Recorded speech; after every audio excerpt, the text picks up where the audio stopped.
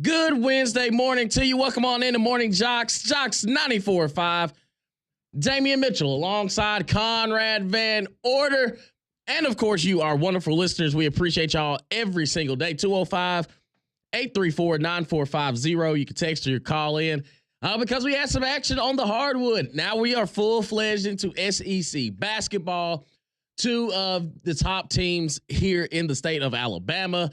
Not just in the state of Alabama, across the nation in basketball. We have the Auburn Tigers and the Alabama Crimson Tide, and both of them having some tests early on, taking on some conference opponents ranked in the top 15. And for one team, they went out there, handled their business, and for the other, a lot to be desired. Feel like you left a lot on the floor, but nonetheless, we know one thing about the SEC, and shout out to Florida too, because you got a little bit of the smoke too, because now when we have all these ranked matchups, we have all these teams in the SEC. We're on a pretty impressive and pretty fun journey to the month of March as far as SEC representation goes. But we start everything off with the Auburn Tigers, and the first full game without Janai Broome. And all Auburn does is go out there and beat the 15th ranked team in the nation. I think the score did they reach 30? Weren't they up by 30 at one point? Or I think the lead got up to 28? It was right there. But either way it goes, you win the game by 22 after knocking off the Mississippi State Bulldogs 88-66. And the biggest question mark, of course, was how are you going to replace what Janai Broome brings to you, both on the offensive and defensive side. And it seems as though everybody now knows what is expected of them. And all Auburn goes out there and does. I mean, they had, 5 guys over double figures, with double figures there in the ball game. Neville Arena was rocking. And Mississippi State really was just shell-shocked. It was nothing they could really do. Auburn caught heat early. They caught heat often. And now they're starting to see some of those playmaking guys alongside of what they're missing with Janai Broome, because we know what to expect from him. A walking double-double, averaging, 2 or 3 blocks a game. But everybody else elevated their game. You got Chad Baker-Mazara knocking down some big shots. He finishes with 20. Denver Jones finishes with 13. Miles Kelly with 13. Chaney Johnson in extended playing time gives you 17. And Todd Pettiford with an impressive windmill dunk in the fast break, he gives you 12. So just a complete effort now. And that's what it's going to take for Auburn with the absence of Janai Broome due to the injury. You don't really have a timetable of what it's going to look like, how long he's going to be out. But he was there on the sideline. He was cheering his boys on. He was up on his feet. He's taking it gingerly, but he was also just being a great teammate. But what this Auburn unit has shown is that, okay, yeah, we're going to miss 4, but everybody else knows what pieces and what role they have to fit into now. And they got the first showing of it with a big win over Mississippi State last night. Yeah, Auburn, their offensive ratings actually improved on the season after this game. And for that to happen after you lose not only your best player, but arguably the best player in the country this year, that's pretty remarkable. And, we knew Chaney Johnson was a guy that was going to have to step up, and that's exactly what he did. And, just the way that Auburn started the game, you go off and it's 10-0. Really, after the blink of an eye, and you go, okay, yeah, I think they're going to be all right without Janai Broome. And you could see, the crowd at Neville was rocking early in that game, realizing that they were going to be a big factor. And I think that's the other part of, I know some people were being, a little harsh on, well, I mean, yeah, you just want to win in the SEC, but I mean, Texas, you kind of let them come back and make that game interesting. You were down to South Carolina a lot of that game. You only win it by 3. How good is Auburn really? They're good, but, we need to see them win, by a little bit of a bigger margin. Well, you go home and you see how big that home field advantage is going to be in the SEC this year, I think, with how loud that crowd was last night. But, yeah, I mean, when you have Chaney Johnson and Chad Baker-Mazara, they scored the first 14 points, I believe, for Auburn last night, just between those two guys. You get 4 blocks from Chaney Johnson. You get 10 blocks as a team. That's another area you're looking at is, where are we going to get that production? And at least for last night against Mississippi State, that wasn't too much of a problem for them. But, yeah, it's a testament to, the depth that they have on that roster and the fact that, not to say that they don't miss Janai Broome, but when you can have a performance like that against a top 15 team without your best player, that's pretty special stuff there. So I think they're going to be in good hands. The SEC is going to be tough. I mean, everyone's going to lose a few games this Yeah. year. It just is what it is. The conference is so good this year. But I think Auburn is setting itself up really nicely. And if you heard Bruce Pearl the other day kind of saying, yeah, I mean, I think we're deserving of being the number one team, but I don't know if we are the best team right now.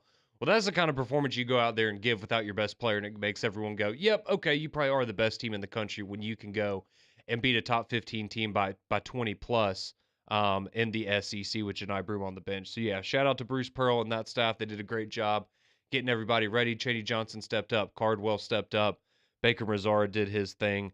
It's just an all-around really, really solid effort from Auburn. And now you go and have to go back on the road and face a Georgia team that's they knocked off Kentucky not long ago. They knocked off Oklahoma. They have won 13 straight games in Athens, I believe, for Georgia basketball. So that's going to be a tough challenge. But if they play like they did last night, they'll be all right. Oh, yeah. And, I mean, Mississippi State, just looking at the numbers, they were 22 of 63 from the field, only shot 34.9%. They went 3 for 24 from the three-point line. Yeah, that's tough. tough. Yeah, with stats like that, there's tough. no way you can find a way to chop at the bit because, I mean, Auburn goes 10 for 24 from three, and they shot 33 of 60 from the field with 55%, and also went 12 for 15 from the free throw line. So just an overall great game by Auburn. And again, not having Janai Broome on the court with you and still seeing that your team can go out there and execute at a high level, you're feeling good if you're an Auburn fan right now. Now we flip it over to across the state, and we knew it was going to be a battle. Yeah. But it's kind of just the theme of Alabama. If they're not making their shots, it's a tough watch. It's a tough watch, and especially when it wasn't like Ole Miss was necessarily hitting on all cylinders, but when the shots went in, it was just it could be a 4-basket slump for both teams, and all of a sudden the one shot Ole Miss has, they'll reel off 2 in a row here, 3 in a row here, and it's like, oh man, here we go.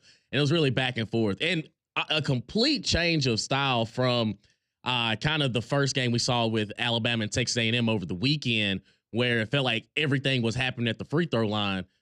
Whereas Ole Miss and Alabama, it kind of felt like the referees were just letting, a couple slaps here. I can't remember who it was somebody's going in for a layup, absolutely catches, elbow to the back of the head. He misses the layup, and Ole Miss just gets the rebound, takes it back to the other side of the court. And I'm like, okay, he just didn't blow this layup. Like, that had to have been a foul or something. Yeah, Stevenson took an elbow to the mouth. Yeah. Yeah, there was just a common foul. And I was like, okay, well, this officiating is going to look a little different, but Ole Miss does knock off Alabama 74-64. Alabama was up 36-32 going into half, but it never really felt comfortable. It kind of felt like, okay, there's some things you need to work out. But the second half, I think Ole Miss, I don't know how many offensive rebounds they had just in the second half alone. It just felt like if they missed a shot, it could have been a long rebound that landed in Ole Miss guys' hands, or Dia would just snatch it off the rim. Dia had as many offensive rebounds himself as Alabama's entire team last night. Yeah, and I think that when you watch this game, it was a lot more physical than a lot of SEC games that we've seen so far. But I think that Alabama, again, if they're not making their 3-point shots, it just feels like their offense just can't find any sort of sync because they were getting to the rim, but Ole Miss was meeting them there. Like, they were they had to make contested shots.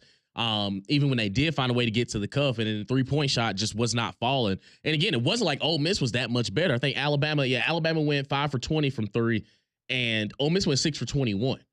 But it felt like those 6 threes that they made came in just like the right time where, okay, they're starting to hit a little break where it might be Alabama's cut it down to 6. Then the 3 hits, they take it up to 9. They'll get another layup and it's up to 11. It's just like, oh man, Alabama just never really had an answer. But I think back and forth game, it was a good game, but Alabama does end up falling. What are your reactions to that one, Conrad, from last night? I mean, that's one of the worst games Alabama's played in a long time. I think just watching it was just bad basketball. And I mean, it's pretty simple. I mean, you turned the ball over 21 times last night. That's why you lost the basketball game, because you You had 47 shots. Ole Miss had what, 70? Yeah. Yeah. That's the game right there. It's not you didn't shoot the ball well enough. It's you didn't shoot the ball. You didn't shoot the ball enough because you kept turning the ball over, and it just felt like, kind of like you were saying, every time that Alabama kind of made a push, because even late in the game, there were a couple times where Alabama would bring it to about 6, and you're like, okay, I mean, with how good this team can be at times, you go walk to get a drink out of the fridge, you come back and the game's tied, right? Because you go, you get a 3, you get a stop on defense, you go down the field, you get another 3, and then it's a tie basketball game, and you're kind of hoping, yeah, I mean, Ole Miss wasn't playing lights out or anything, and you're like just waiting for Alabama to kind of wake up, and for a team that we're used to seeing score at least in the upper 80s, if not 90s, and quite oftentimes getting to 100 plus.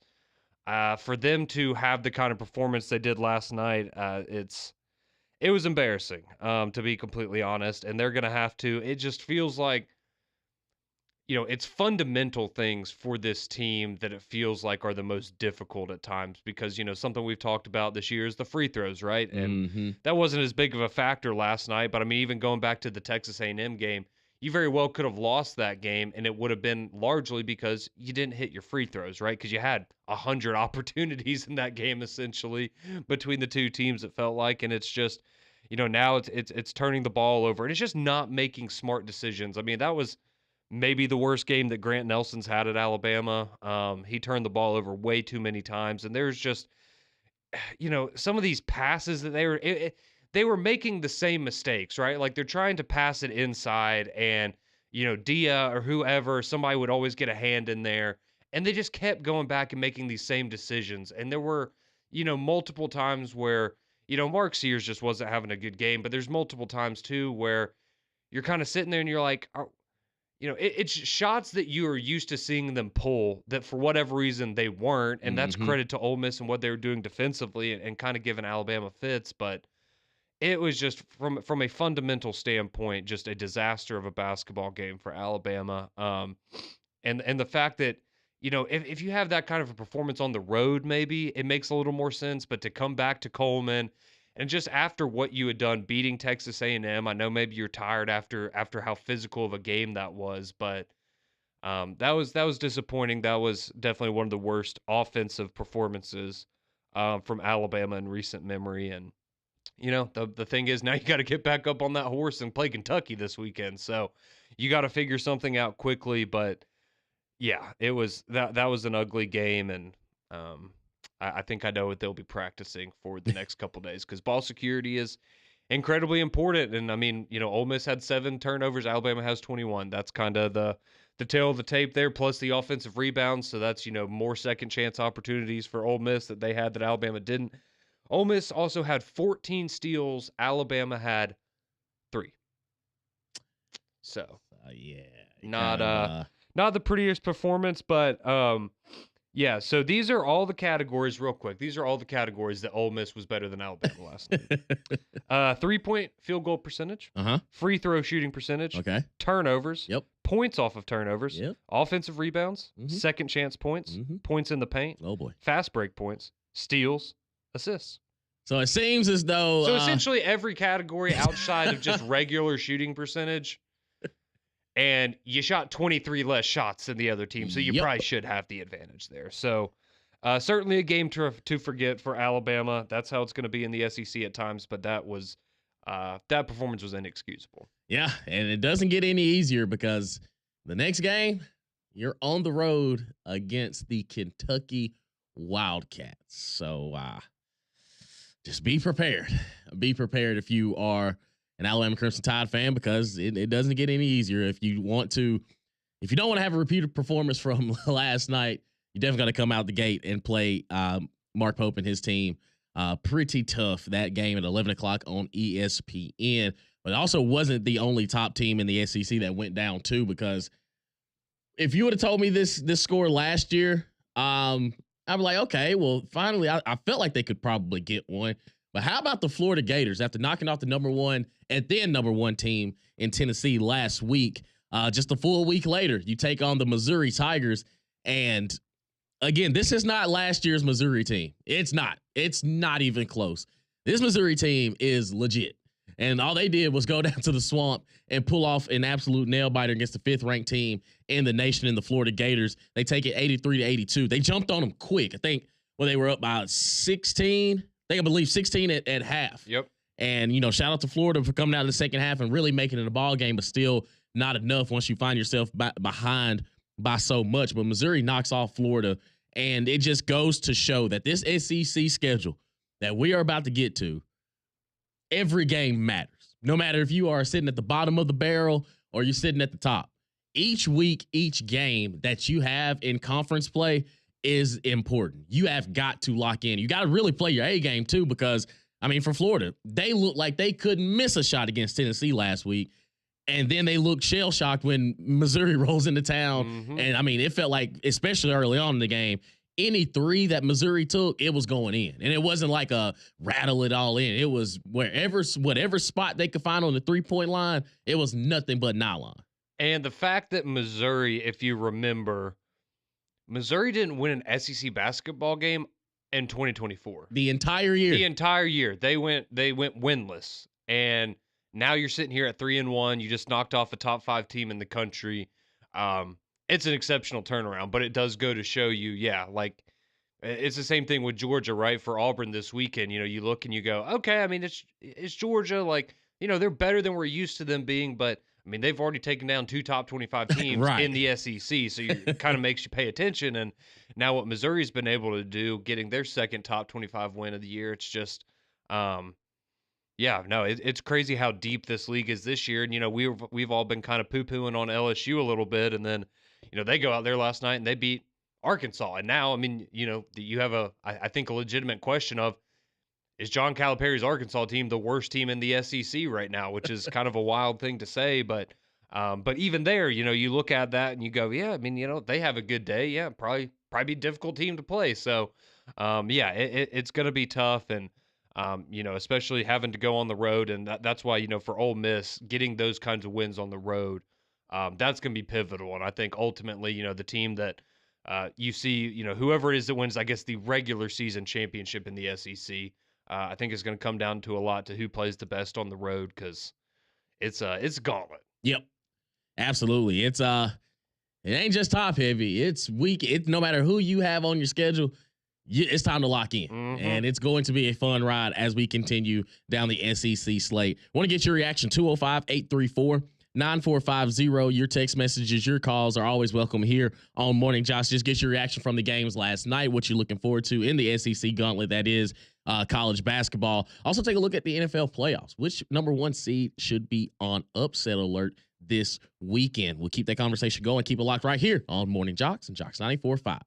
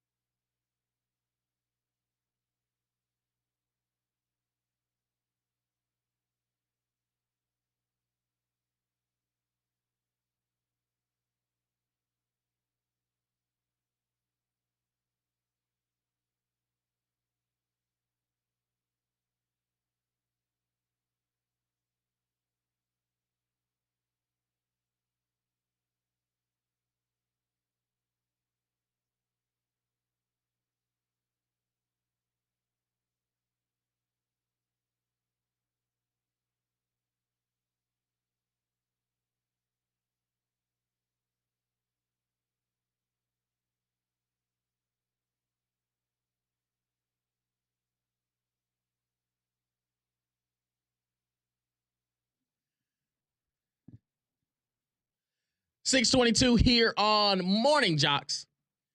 JOX 94.5. Damian Mitchell alongside Conrad Van Order and you as well. 205-834-9450. Of course, we want to get to your reaction from last night as Auburn, they absolutely beat the brakes off of Mississippi State, 88-66. Alabama falls to Ole Miss.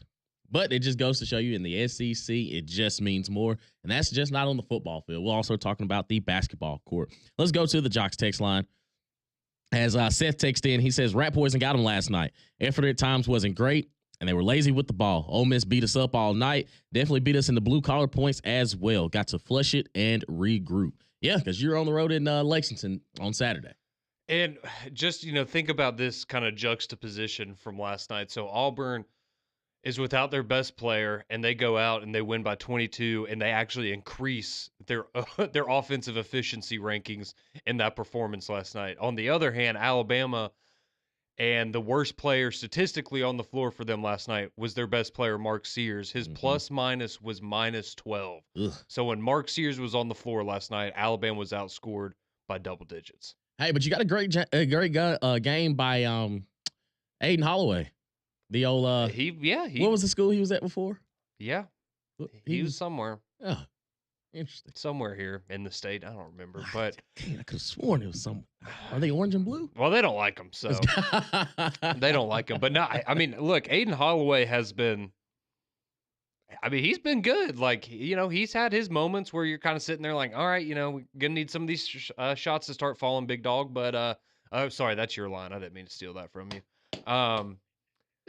But no, I mean, I think and where he's been really, really good is like the mid-range shots. Yeah. And I mean, he's been excellent at that. So a couple passes he was forcing last night, though. But other than that, yeah, he was a bright spot. Absolutely. He was the leading scorer for Alabama last night off the bench with 15. He led the Alabama Crimson Tide with 15 points. Just make sure you stick on that. Aiden Holloway was the leading scorer for the Alabama Crimson Tide. When they lost at home to Ole Miss, that's what Auburn fans are saying. That's going to be the the Auburn headline there. Somebody else texts in and says, I'm a Bama fan. Bama is the money ball of college basketball. They put together a season based on stats, but they do not have a plan B when they cannot shoot. I mean, I think the other problem, too, is at times, look, you're going to have games like that until it becomes more of a trend. I don't think you have to change anything, but, and they were talking about this during the broadcast last night, but the reality is, Alabama, and the reason that a lot of players like to play there is that Nate Oates just kind of lets them go and do their thing, right? He trusts his players that they're going to go out there and they're going to, they're going to figure it out. They're going to execute the offense. They don't really call plays in the traditional sense like you see a lot of teams do in basketball, or they don't do it as frequently as other teams. And I think last night, that's one of those things where you could tell there were times that they were just, whatever it was that Ole Miss was doing defensively was confusing them and not having set plays, and they were kind of just trying to freestyle it, and that was not working for them last night. And, again, maybe that's just something, this is a one game, kind of aberration, and we're going to move on and not see a performance like that again. But I do think that's something that people are starting to pick up on a little bit of, okay, maybe, you need to have a couple things in your back pocket for when things start to go south like they did last night. Yeah, Fanboy texts in, he says, Nate Oates isn't playing Holloway enough and was really missing Reed. Yeah, Darion Reed, unfortunately, is dealing with, I think, an ankle injury as well, just like Broom. But, he's been banged up a little bit at times this year anyways, so hopefully he's able to get back. But, yeah, he is he's one of those guys that, any given night he can go out there and he could kind of be your leading scorer and give you that spark. So, but, yeah, Aiden Holloway, yeah, give him more minutes, but I do like him coming off the bench in that spot because it kind of gives you, when if you have your second team out there, when you have a guy that, if he gets hot, he can just kind of light it up. That's pretty valuable coming off the bench. Absolutely. B-Ham Dog texts in, he says, hearing those stats Conrad rattled off, I'm worried that Bama might end up on the bad box score of the day, which you hear on Mac and Cube from 7 to 10 a.m. It's the last segment right before we wrap up. I'm sure there's somebody that lost, 120 to 17 or something. Yeah, they keep it going. Nick from Madison, oh boy. He says, I hope Alabama, well, actually says Bammer. I hope Bammer loses every home game simply because of those stupid hard hats the fans wear. All right, man. Listen, Don't be mad at them. They're hard-working individuals, man. And they're making the identity of the team. They're taking the identity of the team. Hard hat, you go out there and ball out. Conrad, are you a big fan of the hard hat crew? I mean, Don't really. no, it is what it is. Feels like you're at college game day sometimes, right? With all the people with the hard hats on. But nah, I mean, it's whatever. I get it. It's the blue collar mentality thing, but then it's easy, nights like last night, and you're like, oh, okay, well, that was completely missing from the Alabama team last night. But yeah, I mean, hey, if you don't like it, you don't like it. That's fine. It is what it is. Somebody else takes in and says, as a Bama fan, I don't like seeing Alabama choke or have bad games like they did before Nate Oates. I don't feel good about this Kentucky game. Hey, listen, I think this was just, I don't know if Kentucky is going to be as physical as Ole Miss was. I just don't think that's kind of their identity. They're more strategic now. Like they look a lot different than they did with Cal, where it's just like, oh, we got better talent than you. We'll spread them out 5 wide and let's just play ball. Whereas Mark Pope, if you watch his teams, like they have set plays, they look very orchestrated, and sometimes the shots just don't fall. But I don't think that going, basket to basket, going full court, that's kind of their style anymore. Now do they have the talent to probably do it? Maybe so. But I think for Alabama, you just got to make your shots. You still got the shots that you had against Ole Miss. They just weren't falling. And Ole Miss was making it harder for Alabama to get to the cuff when that 3-point shot was not falling. Yeah, you just, I mean, I think it's fairly simple. Easier said than done, but I think it's pretty clear, right? Just don't turn the ball over and find ways to get more second chance opportunities, because that's what killed you against Ole Miss. And yeah, I mean, just like in other sports, right? Have a short memory. There's certain games where you look at and you're like, let's kind of burn the film. I don't think Nate Oates is going to let him do that, because he's going to want him to go there and watch all 21 of those turnovers and figure out how to not let that happen again. But again, it is the SEC basketball. It is not the same as football, right? Like everyone's going to lose. You just have to pick yourself back up and move on to the next game, right? It is what it is. Like everybody's going to have those kinds of games this year. It's going to happen. It's unfortunate it happened now. But the last thing you want is for Ole Miss to beat you twice, or for the problems that you had last night carry over to Saturday. Just, move on, right? Play like you have every other game this year except for that one, and you're probably going to be in a good spot. Absolutely. And taking a look at the NFL, which we do have the divisional round playoff matchups this weekend coming up on Saturday. To start things off, we got the Chiefs and the Texans. The Kansas City Chiefs, the number 1 seed in the AFC, taking on the Houston Texans. And then also the nightcap, the other number 1 seed in the NFC, with the Detroit Lions taking on the Washington Commanders. So, Conrad, if I asked you which team, as far as the number 1 seed, has the biggest chance of, or the best chance of getting upset this weekend, which direction would you go? Yeah, this one's tough. It's because I think that, well, first off, I mean, I think the Chiefs and the Lions are. It would be hard to pick against them. Mm-hmm. I would probably say I think it would be more likely that you see the Texans knock off the Chiefs, though, and a lot of that is because, with the Chiefs, I understand they won 15 games this year. They're incredible, or 16 games, whatever it was, 15. When they get in the playoffs, they're a different team. But again, it's another year where, let's be honest, they haven't looked as good as they have in the past couple of years, right? And so if there was a year where you said, okay, yeah, maybe someone's able to get them early on in the playoffs and kind of pull off that upset, it would be this year. And I think what you saw from the Texans against the Chargers is if they play that kind of a game, right? If the running game's going with Joe Mixon and he can get his, he had over 100 yards against the Chargers, and just, CJ Stroud getting the ball out quickly, getting the ball to Nico Collins a lot. I think there is a path there, and I think the Texans have enough defensively, especially with, what you have, with, Will Anderson in the season that he's had. He's had double-digit sacks. Derek Stingley was an all-pro there in the secondary for Houston, and, that guy right there.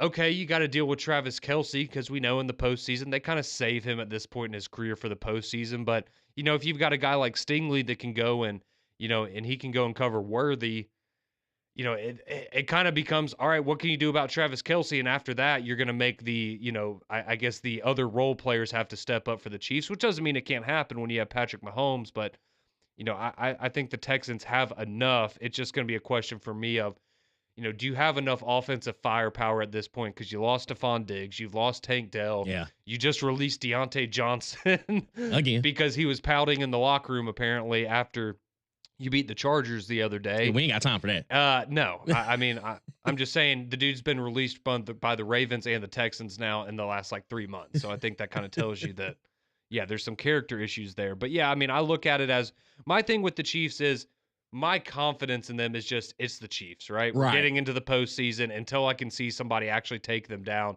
I'm gonna give them the benefit of the doubt. But I do think, on the other hand, I think the Lions have been the best team in the NFL this year. And you know what Jane Daniels has done this year and what Dan Quinn did in their first year together there has been remarkable, winning 12 games and, doinking their way into the divisional round over the Bucks. But yeah, I think the Lions are the best team in the NFL. And they're my pick to win the Super Bowl. I think it'll be the Lions and the Chiefs in the Super Bowl. I know that's obviously an easy choice, but yeah, I just think a lot of people's faith in the Chiefs is, well, they're the Chiefs, they're gonna figure it out, right? Jared Goff, Super Bowl MVP, or Jahmyr Gibbs? Because you're an Alabama guy.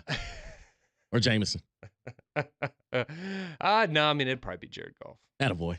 I like where your head's at, Conrad. It goes to the. Let's be honest, goes to the quarterback 9 times out of 10. Absolutely. And I would love to see Jared Goff and to do one thing that Matthew Stafford couldn't do in Detroit, and that's win.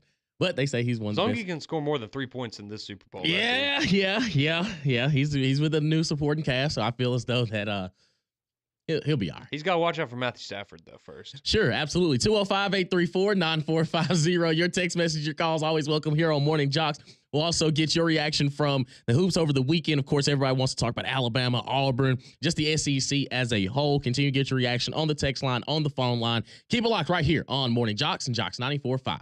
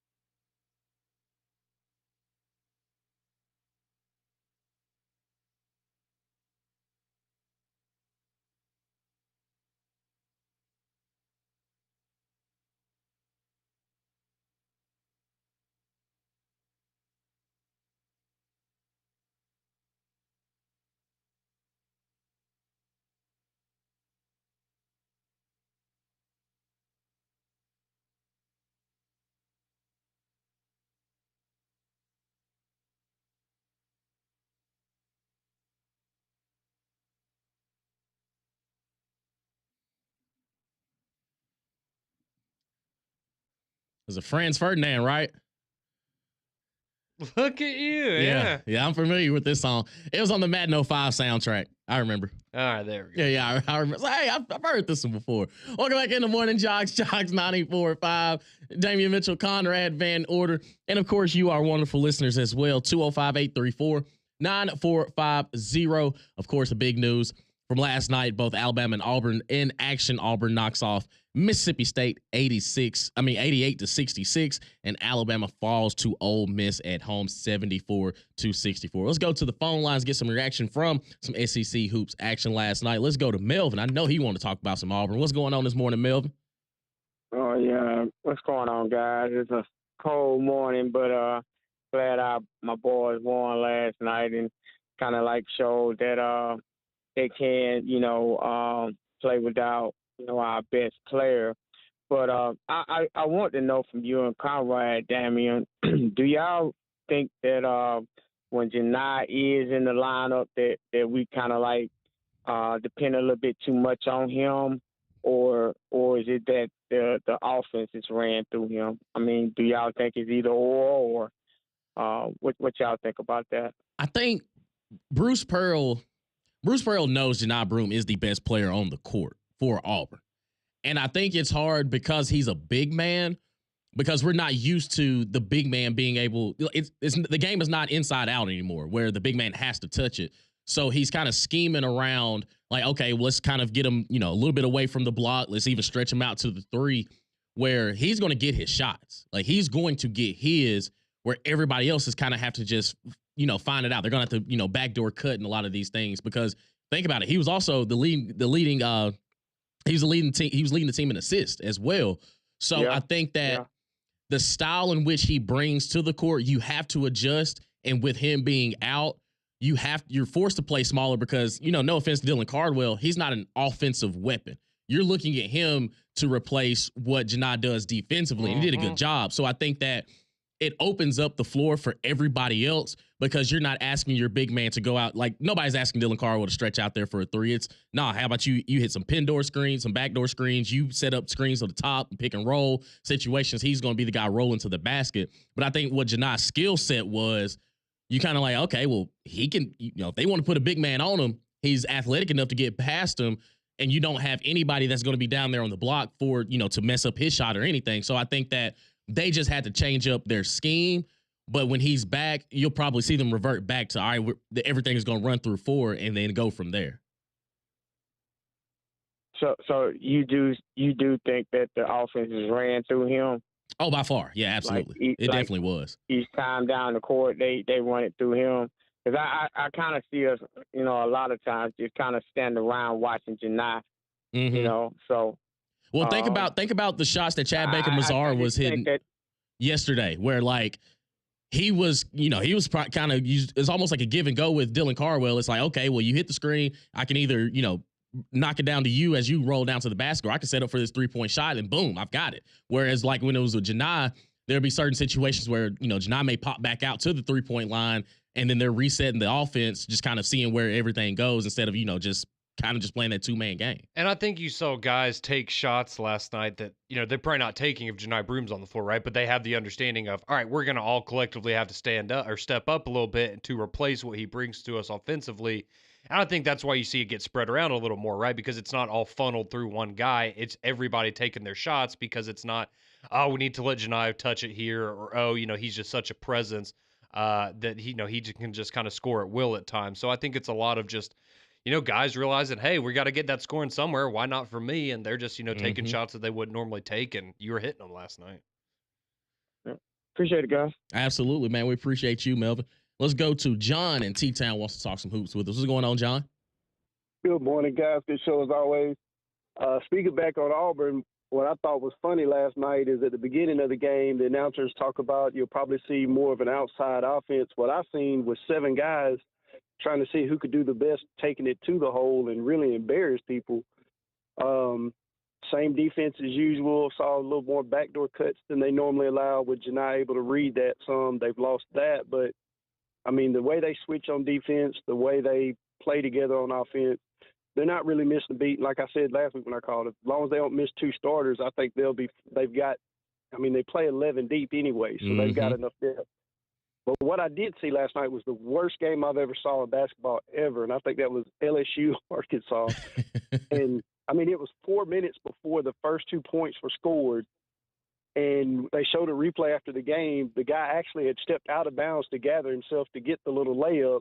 At that point, the game was so bad, I think the refs were just like, look, somebody's got to score. We'll give it to them, yeah. I don't know what – I mean, it was like, I think 16 points total after 7 minutes gone in the first half. And that was just horrible. That wasn't basketball. I don't know what that was. But I'll hang up, guys. Y'all have a great show. Hey, man, we appreciate you, John. Where's Will Wade when you need him? I mean – McNeese. Yeah, he is at McNeese, and they've done quite well for themselves with him. Right. Yeah, I mean, we'll see how the rest of the season goes, but I feel like we're going to be having some very interesting conversations about Coach Cal here coming up, just in the sense of, how bought into this is he really, because it kind of seems lackadaisical at times. It seems like, to be honest, he could really care less. And they're paying him a lot of money, and they made a lot of things happen to bring him there and try to make him happy and give him what he wanted to succeed there at Arkansas. And that is a program that, again, it was not very long ago that this team or this program went to back-to-back Elite Eights and was, coming into the next season as, oh, this is a Final Four contender. People were picking Arkansas as the number one team in the country like 3 or 4 years ago, and now here we are. Musselman's off at UCLA over there in California, and you brought in Coach Cal, and everyone got all excited, and we had that big press conference, and it was great. And it's been a disaster. There's really no other way to put it. They have been the worst team in the SEC, and if you listen to any of his post-game press conferences, it's a lot of it is what it is, right? It's not is what it is. You're winless in the SEC. You're Coach Cal. Like, it ain't getting any easier either. No, and it's not like you have good players. Like John L. Davis was like, you have dudes on your team, and I can't find a way to get it done. Somebody just texted in and says, at Kentucky, the program made Calipari, not the other way around. He's confirming how bad of an in-game coach he is. And I can't really push back on that, because even if you go back to some of his Kentucky teams, it's how do you have this collection of talent and still, getting put out in the round of 64? Like these things can happen. You're battling to stay out of the NIT. And it's like, wait a minute. You literally have the best players on your roster right now, and you still can't find a way to get it done? I think we've all always understood he was at times easily the best recruiter in college basketball. Oh, yeah, one and done. But one and done king. Yeah, I don't know how many people were sitting there, from an X's and O's standpoint, they were like, man, Coach Cal, like, he is just, leaps and bounds ahead of everyone else. He was an excellent recruiter, and to that caller's credit, the Kentucky brand kind of recruits itself in basketball. So absolutely, that's Drake. A little different now. Yeah, well, yeah, that's Drake. Yeah, don't see him at Arkansas games. Not at all. Let's go to Don. Don wants to talk some Auburn hoops with us this morning. What's going on, Don? Good morning, guys. How is everybody? Hey, no complaining on this Wednesday morning, my brother. I hear you. Howdy, toddy, Conrad. That's right, Don. Is I'm sure Pat will be happy today. You kind of knew I was going to do that to you, brother. Oh, I've been prepared myself. Well, guys, let's talk a little Auburn ball. And I don't know if y'all watched much of the game, because unfortunately they had all the games on at the same time. But we had Ron Slade, the crazy Tennessee guy that's on SEC now. He did our game. He got up there in the jungle and everything. That was crazy and everything. But somebody needs to tell that Auburn kid in the jungle, don't do the coconut brawl. That's just stupid. Yeah, that was saw that picture going a little kind of viral last night. So I'm glad to see they were having fun.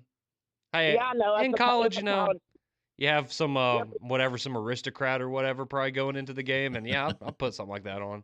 Yeah, but I don't know if you know this or not, Conrad Daniels. That kid's like a lifetime student. He's been there about 6 or 7 years. Hey, he's enjoying the ride. Oh, yeah, and I actually met the kid at Iron Bowl a couple of years ago. Not a bad kid, but hey, he's just a college kid's having fun. But I tell you what, last night proved to me, yes, Broom is the best player in the country, but guys, we just got 8 or 9 guys who are just flat out good.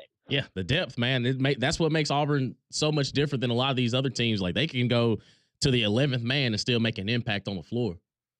Yeah, and matter of fact, speaking of that, Damien, Hudson, we call him Turtle. Turtle got a few minutes and didn't do. I mean, he didn't score any points, but a lot of people are not talking about the freshman. That did competitor. Did y'all happen to see his windmill dunk? Of course. Oh yeah. Oh my goodness! But I tell you what, I'm as bad as the football seasons I've had the last 2 years, Damien. I'm living on Auburn basketball, brother. I mean, they've been carrying the mantle for a while now. They've been pretty consistent. Everything, but guys, y'all have a great day, and you know me, I'm having a little fun today, and Conrad, I'm sorry. I know you know I don't like Nate Oates. I love seeing him squirm on the sidelines, buddy. I'm sorry. Hey, I wouldn't You're not expect anything sorry. less, Don. You're not sorry. Like, stop apologizing. You're not. You don't like Nate Oates. He's not as likable as Bruce Pearl. I get it. It happens.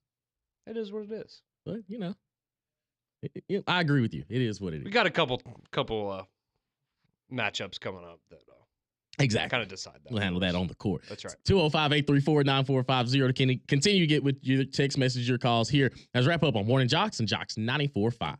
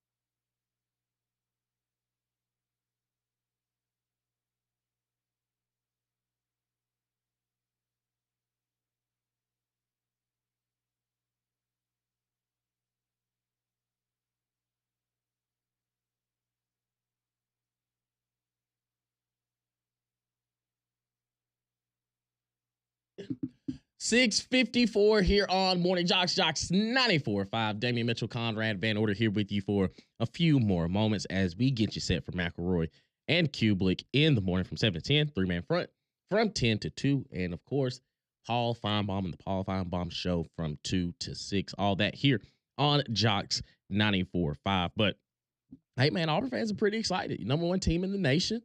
You're feeling good. Even with injury, you go out there and handle your business against a top 15 team at Mississippi State. And to your point this weekend, man, with Georgia, I think for the biggest thing for Auburn is just stay consistent. No need to kind of overthink it. As you can see now, you don't have to rush Janai Broome back on the floor. You can deal with what you have with the guys that you have, but when he is 100%, that's just an added bonus. And by the time that he's, back at 100%, you should be reeling and kind of see where your team is from that point forward. And even whether it's Georgia, whenever it is that Auburn loses an SEC play, because, nobody's going undefeated in this league. It's too good for that. It's basketball. It's not oh, no, let's hit the panic button. We need Janai back right now. You're going to drop some games even if Janai Broome is healthy the whole time. So it is what it is. But, yeah, going on the road and trying to knock off a Georgia team and staying 5-0 in the SEC, that's, just play your basketball, right? Go out there, play loose, and if you get an effort like last night, you're going to be fine moving forward. Absolutely. You think Alabama knocks off Kentucky and Lexington on Saturday? I thought that would be a resounding yes. 50-50. I got you. McElroy and Kublik in the morning. Those guys are next.